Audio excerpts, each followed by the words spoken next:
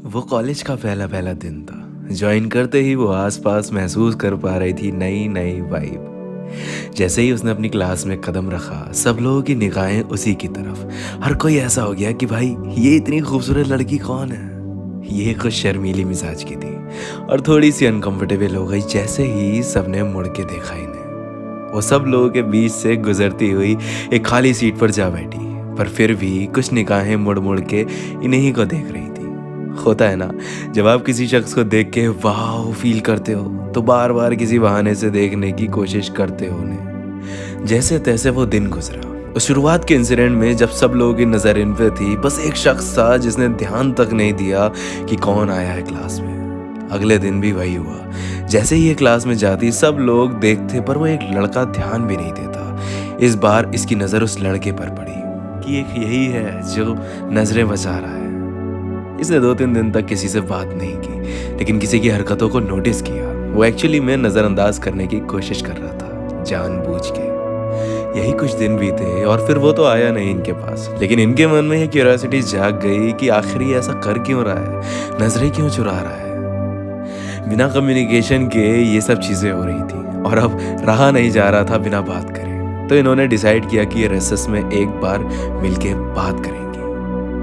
Races हुआ और ये उस लड़के के पास गई और हाथ हिलाते हुए कहा हाय। वो अचानक घबरा सा गया। वो खुश भी हुआ और उसे समझ भी नहीं आया कि मैं क्या बोलूं। उन दोनों की बातचीत हुई और थोड़ी देर में खिलखिला उठे दोनों। काफ़ी अच्छा माहौल बन गया, काफ़ी अच्छी बातचीत हुई।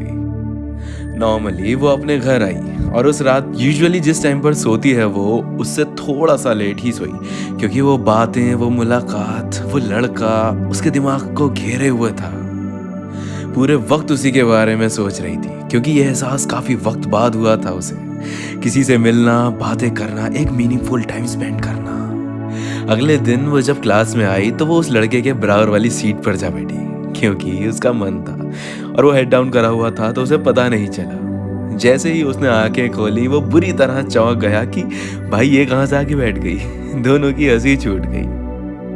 यही कुछ दिन, हफ्ते और महीने बीते। दोनों काफ़ी ज़्यादा गहरे दोस्त बन चुके थे। ये काफ़ी ज़्यादा अटैच्ड हो गई थी उससे और वो भी काफ़ी अटैच्ड था। कहीं ना कहीं दोनों के ही मन में फीलिंग्स आ गई थी।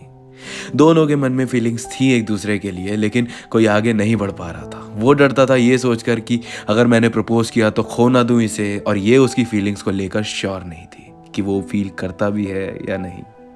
ये कॉलेज में एडमिशन लेने से पहले एक ब्रेकअप फेज से गुजरी थी, जिसकी वजह से भरोसा बहुत कच्चा हो गया था। और वही हुआ था उस लड़के के साथ। दोनों के ही दिल टूटे हुए थे, और अगर मोहब्बत दर्द है तो मरहम भी मोहब्बत ही है। लेकिन कहीं ना कहीं उस इंसान में चार्म था जो बहुत गहराई में लेके जा रहा था इनकी फीलिंग्स को, और बार बार भरोसा करने पर मजबूर कर रहा था।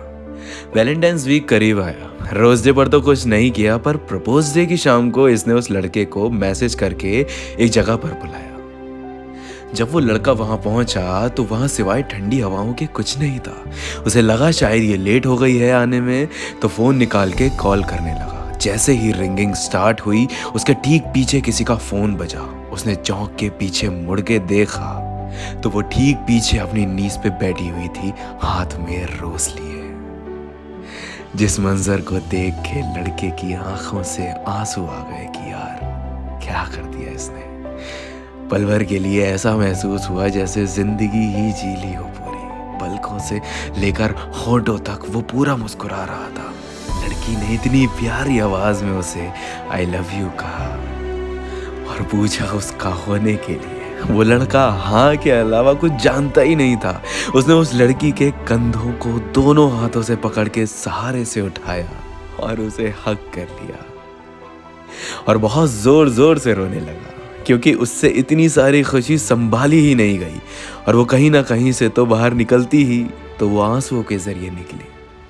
दोनों के टूटे हुए दिल एक दूसरे में जुड़ गए। दोनों के अधूरे जज्बात एक दूसरे से पूरे हो गए। दोनों ने उस चांदनी रात की रोशनी में जब एक दूसरे के होठों को चूमा तो चांद भी जैसे शर्मा गया। दोनों को खोई हुई मोहब्बत मिल गई और मिल गई हिम्मत जिंदगी साथ जीने की।